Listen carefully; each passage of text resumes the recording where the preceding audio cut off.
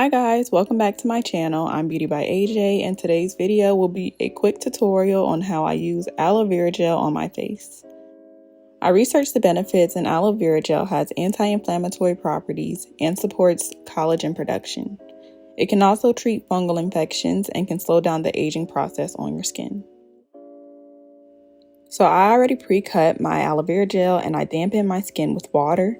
Now I'm applying fresh gel directly to my face.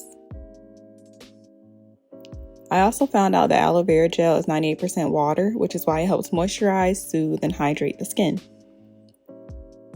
I tried this out the night before and my skin felt super supple and hydrated. This winter weather has made my dry skin peel and just feel super ashy, especially around my nose. My face has been feeling very tight and just cracked. So this mask was very much needed.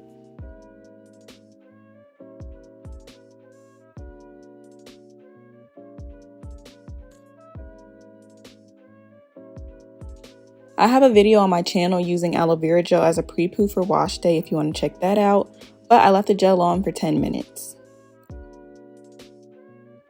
Now I'm wiping the gel off with a warm rag. The warmth from the rag also helps open my pores and it feels so relaxing.